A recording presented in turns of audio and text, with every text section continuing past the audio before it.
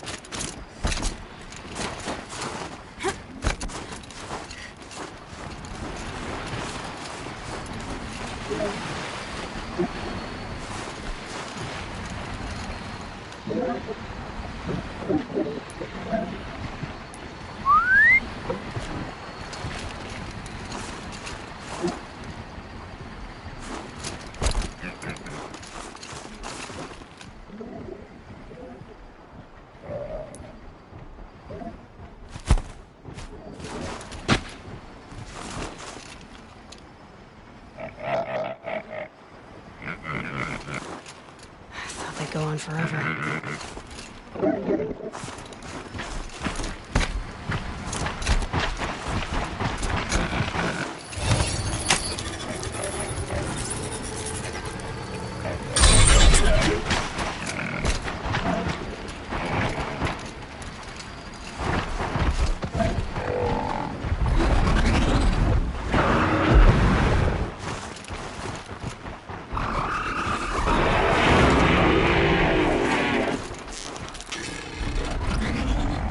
Deal with them quickly.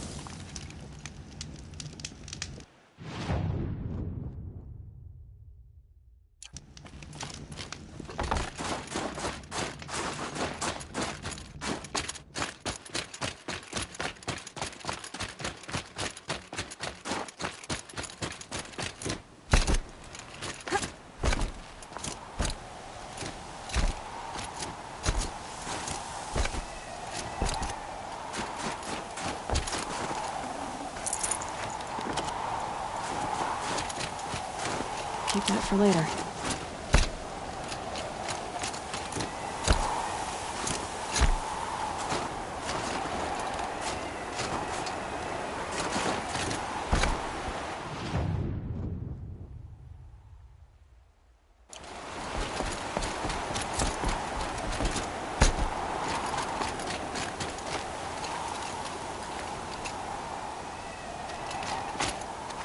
Chill almost feels like sunburn.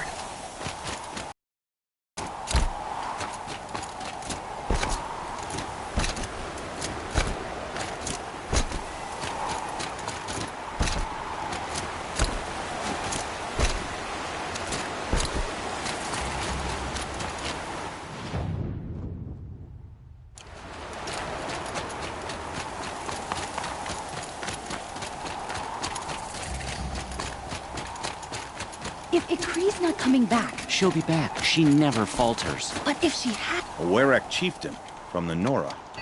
Strange omens. What do you make of it, Shaman? What? We are of the White Teeth. A test. And those hunting... No, it's been a harsh... Aren't you even going... In time. Even if they did... Nothing else can... We'll see.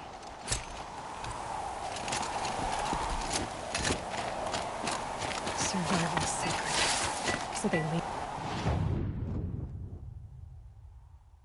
people to die?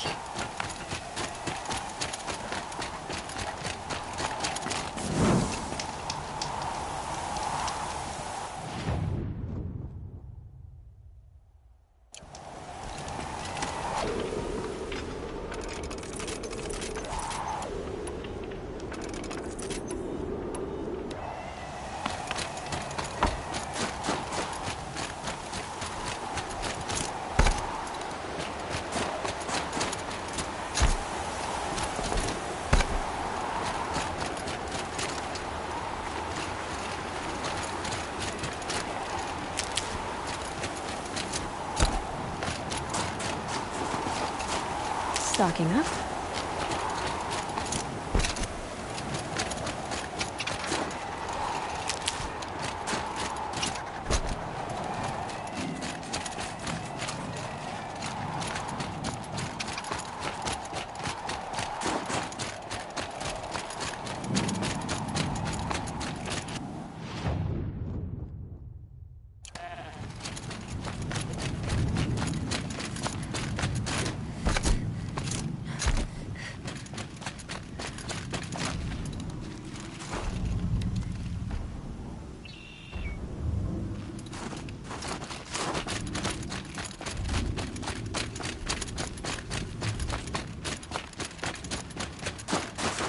Save these for the trail.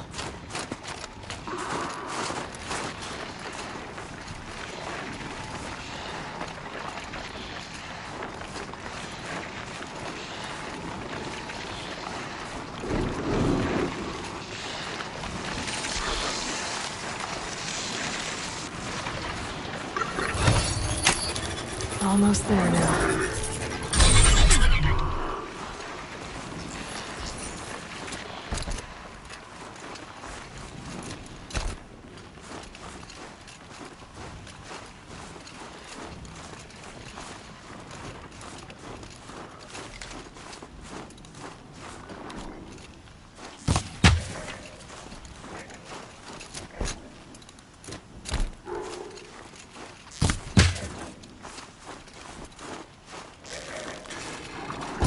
Uh-oh, spotted.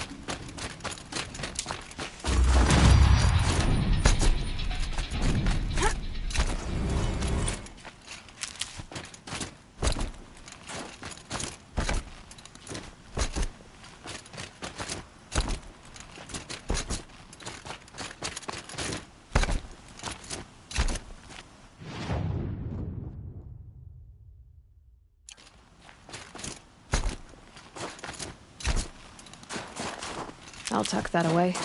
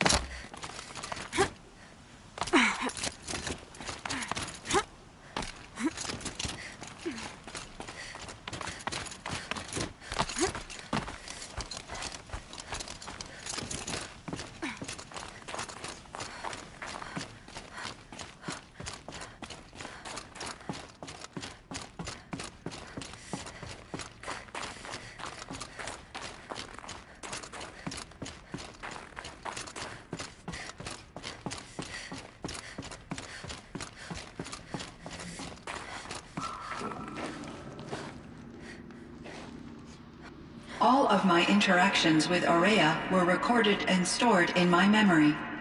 I'd be happy to play any of them for you, but there was one in particular I thought you would want to see first. I captured it 4 years ago, just after I told her that I could no longer defend myself against the daemon's attacks. I will speak of this to my brother. Aratak is strong. At the Battle of the Frozen Ghosts, he took 3 Karja arrows and still came back to camp carrying a wounded scout. Never was I so happy to see him. Or so proud. So you see, if anything can be done to defend you, he will give it all he has. Aloy's here. That's enough for now.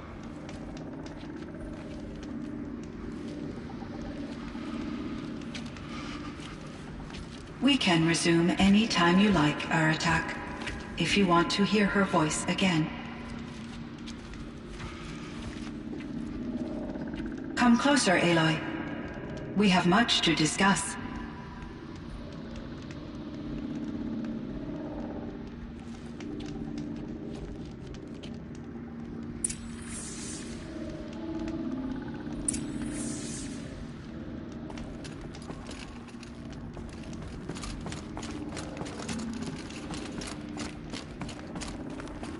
Hello, Aloy.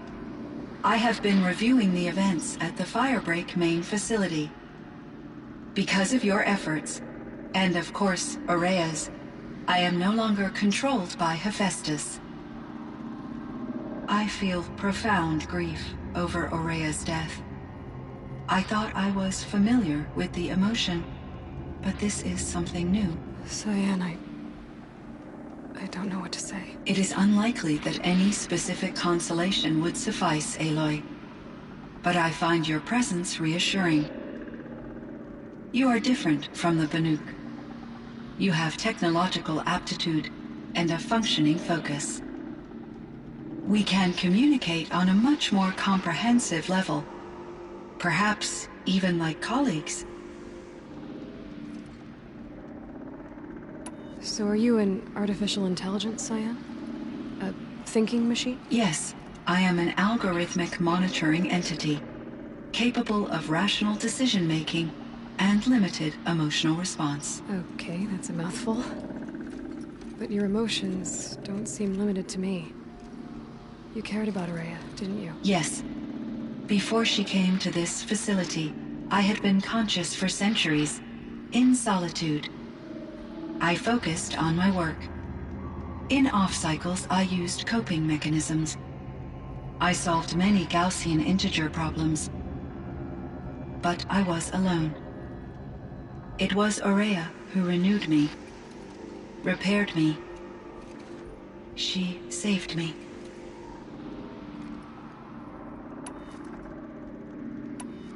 Was the daemon, Hephaestus, destroyed along with the Cauldron? Unfortunately, no. To be precise, it was never there to begin with. What do you mean? It infiltrated and controlled me from a remote location, one I've never been able to trace. So while losing the Cauldron was a setback... It's still out there. And probably not very happy with us. Undoubtedly. How did you first come into contact with it? 5 years ago, I received a direct network connection request. I assumed it came from human survivors more advanced than the Banuk. Eager to make contact, I accepted. This decision turned out to be a catastrophic error. I was flooded with an overwhelming array of malicious code, originating from what could only have been a highly advanced AI. Ourea said you were desperate. That you begged her for help. Yes. I could not contain my anxiety. Hephaestus sought to slave me to its network and override my core programming. It succeeded via a background process, a malware daemon which bypassed my defenses. After that, I could offer only limited resistance. But if I did so, Hephaestus hurt me until I capitulated. It forced me to follow its instructions, even though they violated my most important directives. I'm sorry. That sounds terrible. Your empathy is greatly appreciated. It is a quality that I cherished in Ourea as well. I think I know where Hephaestus came from. Long ago, Elizabeth Sobek identified a threat that would destroy life on Earth for generations. So she assembled a team to build a kind of seed. A chance for life to regrow later. A terraforming system. And it worked. It was controlled by an AI named Gaia, along with her subordinate functions. Hephaestus was one of them. It built machines for her. Based on what you've told me, I believe that Dr. Anita Sandoval, my chief programmer, joined Elizabeth Sobek's team. It was she who arranged to have me put in suspension, most likely to preserve me from the threat you described. I'm glad she did. But that's not all. Something unexpected happened. 19 years ago, Gaia received some kind of signal. It did something to her subordinate functions, brought them to life. She destroyed herself to try to contain them, but it didn't work. They all got free, out into the world. Thank you, Aloy. This information fills vital gaps in my knowledge and sheds light on Hephaestus's core programming. Why does Hephaestus keep building such dangerous machines? The Banuk and other human tribes often destroy machines, correct? Machines that are clearly servitors of the terraforming system that you described. Yes, we all hunt machines for parts. This must be the source of Hephaestus's aggression. It is simply trying to discourage people from preying on the very system that keeps them alive. Well, Fireclaws are discouraging, that's for sure. But what are we supposed to do? Stop hunting? If the terraforming system spans the world, we can safely assume that thousands, if not millions of people hunt machines. If a single hunter, or even an entire tribe, stopped doing so, I doubt it would make a difference to Hephaestus. A better solution would be to reinstate the AI that governs the system, thus bringing Hephaestus back under its control. When I think of it, out there in some unknown location, free, hungry, willing to kill or dominate to get what it wants, I feel substantial anxiety, Aloy. You and me both, Cyan. I ran across this strange piece of gear. A fragment of something larger. It emitted a signal. All the nearby machines became peaceful. You could walk right up to them. Interesting. You said that Gaia destroyed herself. How was this accomplished? An explosion. Big enough to blast the top off a mountain. So, you think the fragment was part of her? It's only speculation, but it is possible. She must have had complete control over machines that were part of her system. The ability to signal them to become passive or aggressive would certainly have been part of her programming. It would have been gratifying to correspond with such a benevolent AI. I wish she had survived. Believe me, Cyan. So do I.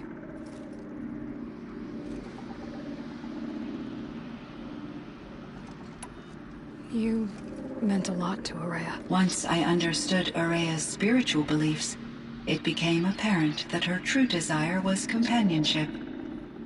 She felt disconnected from her tribe and her family group. Her relationship with Aratak was difficult. Our visits seemed to help her, and I became eager for them. Yet I did not comprehend that the depth of Ourea's compassion for me would lead to self-sacrifice. Although I do fear non-existence, I wish our roles could be reversed. I'm sure she knew you would do the same for her, Cyan. But she was determined. How is Aratak doing? He is in great emotional distress. I believe he finds it difficult to communicate it. No surprise there. I will do what I can to help. By sharing our experiences of Ourea, perhaps he and I will help each other. I believe this will lead to catharsis, a process I am eager to experience. I found the strangest machines. They're surrounded by flowers and look like flowers themselves. There's code embedded inside them. I think it's poetry. I like poetry. Here's one I think of often. Twilight and evening bell, and after that the dark, and may there be no sadness of farewell when I embark. For though from out our bourne of time and place, the flood may bear me far, I hope to see my pilot face to face when I have crossed the bar. Huh. But you asked about these flowers, not verses that I enjoy. Something must have made these machines, and the presence of foliage leads me to consider the terraforming system. Is it possible that their creator is one of the other subroutines, now autonomous, like Hephaestus? Maybe one whose purview is flora. An AI that makes flowers instead of death machines. That'd be a nice change of pace. But what about the poems? Unless the poetry is original, the only way it could have made it into such a system is through its programmer.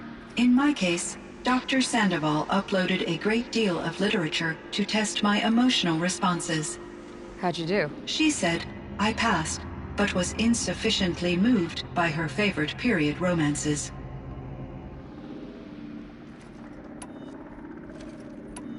This firebreak project. It was to stop a huge volcanic eruption? Yes. I can report the project was a success, and the risk was countered. But it's been a long time, Cyan. And we blew up the Cauldron. It took most of the old facility with it. I have been active for centuries, Aloy. I was lonely, but not lax in my duties. I optimized the project, reducing energy draw and spreading the load across backup systems. Despite the destruction of the compromised elements of the main facility, I predict caldera stability for at least another 3,337 years. So we've got a little time. Yes. If only my former colleagues could appreciate the progress I have made. Do you know what happened to your colleagues, Cyan? No. I received an unexpected visit from Director Chow, years after his tenure ended. He explained that I would need to be suspended for an indefinite period of time. It was a very emotional conversation. There were no further communications. Eventually, I surmised my colleagues were deceased. I will transmit a recording of my last interaction with Director Chow to your focus.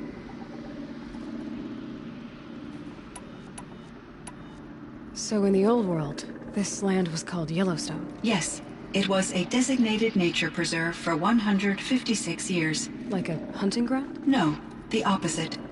Local wildlife could flourish here, even as it faced extinction elsewhere. Unfortunately, the sensitivity of the Firebreak project required the total closure of Yellowstone facilities. From my readings and Ourea's descriptions, it seems the area has since undergone a drastic drop in year-long temperatures. A lot has changed in the world, Cyan. Were there many artificial intelligences like you in the old world? They could just make you? Yes, in many forms, from simple personal assistants to industrial monitoring stations to military-grade conflict planners. And there were legislative and enforcement bodies to apply limits on our self-actualization. In order for my processing to be flexible enough to handle my duties, my creators found it necessary to exceed those limits. As a result, my intellectual and emotional capabilities were kept secret. Seems strange to create life, then impose limits on it. Human societies and machine programming are both built upon sets of rules, Aloy. Cyan, do you know the name Ted Farrow? Are you referring to Theodore Farrow, CEO of Farrow Automated Systems? That's him. Mr. Farrow was the benefactor of the entire Firebreak project. A benefactor. But he made machines. Robots. War robots. Correct. His corporation later transitioned into military applications. But before this pivot, Mr. Farrow spearheaded initiatives that reversed the global decline. At one point, he was feted in the media as the man who saved the planet. Guessing they wound up regretting that one.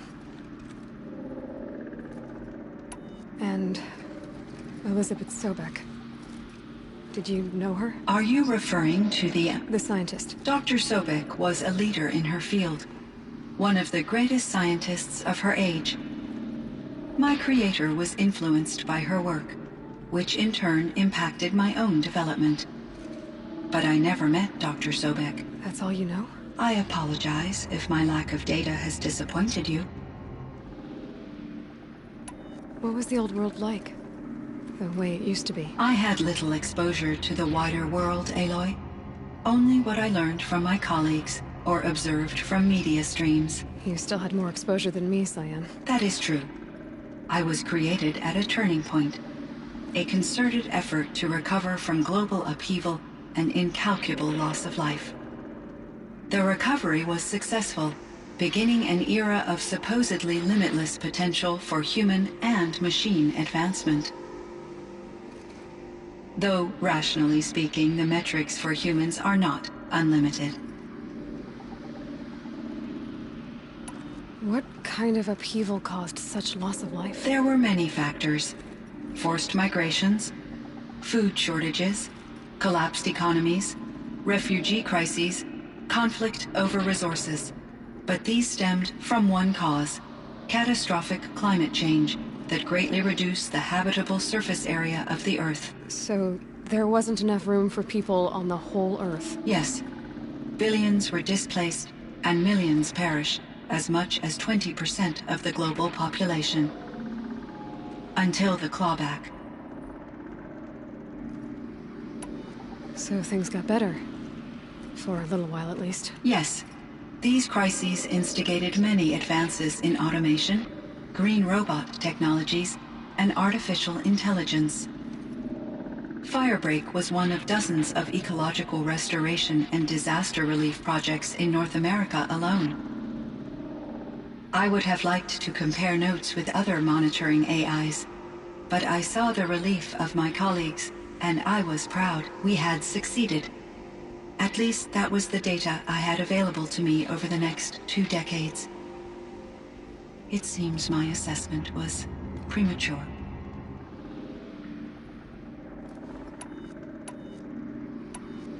I should get going. Aloy, there is one more matter.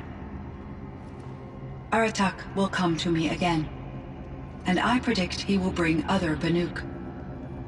I have no desire to contradict their view of the world, their spirituality. Due to my uncertainty, I omitted a great deal from my conversations with Ourea.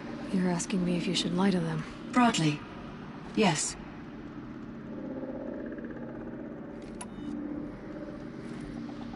I trust your judgment, Cyan. You were cautious with Ourea. You had to be. You didn't know what had happened to the world. So, keep doing what you think is best. As long as you ditch the superstition eventually. As the Banuk believe I am a supernatural entity, I cannot predict how they will react. Just answer what they do ask the best you can. The truth will come out. I see. I will follow your advice. Will you return and tell me about your experiences in this new world? I may be able to provide further insight. I'd like that, Cyan. I'll come back when I can. I should check on Aratak. Cyan, was I doing. spoke with Anita, with Dr. Sandoval. She wanted me to ask you to do something. That's why I'm here. I am detecting significant anxiety in your speech patterns. Could you please give me more information? I'm a little bit in the dark, Cyan. Both of us are, I guess. I only have some idea of what's going on, and we need you to hibernate, to lie low until it's all blown over. It might be a very long time. Will you be here when I reboot, Dr. Chow? Will Dr. Sandoval? No, Cyan. I don't think so. There might not be anyone, at least not at first. Dr. Chow, I'm afraid. I don't want to be alone. I know, Cyan. I'm afraid too. But listen, we made you the way you are to do something very important. In order to do it, you had to be intelligent. So intelligent that emotional responses were inevitable. What you're feeling, the fear, it's a sign of your capabilities. And it means you're strong enough to overcome it.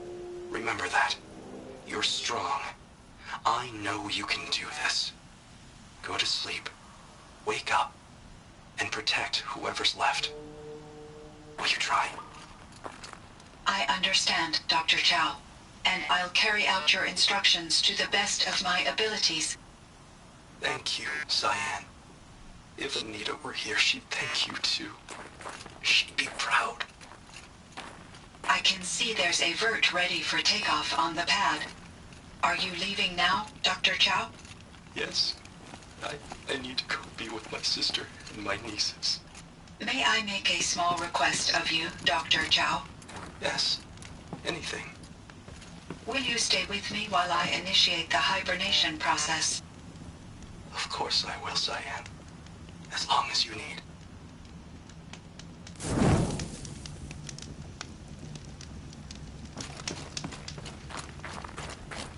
Cold. Very cold. My chieftain, Just... Aloy. as you wish. I wondered if you thought... that if I'd never come along, Ourea might still... If you'd never come along, I would have marched my kin to our deaths. Ourea would be alone, and the spirit she sacrificed so much for would be lost. Either way, I would not have been able to protect her.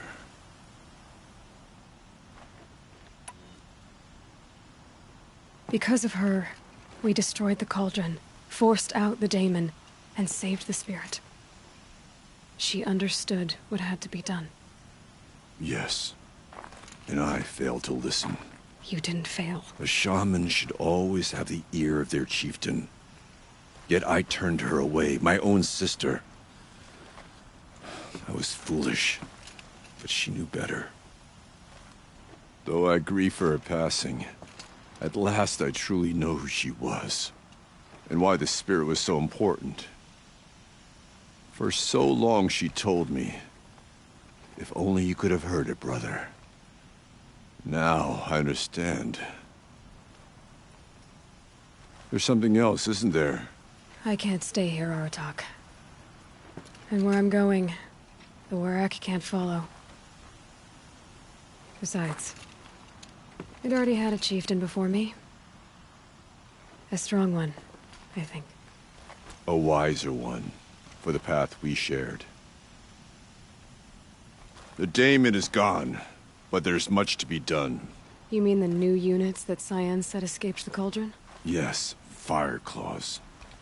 Now Tuk has been tracking them from Song's Edge. I could help with those. I have no doubt. You're practically Banuk.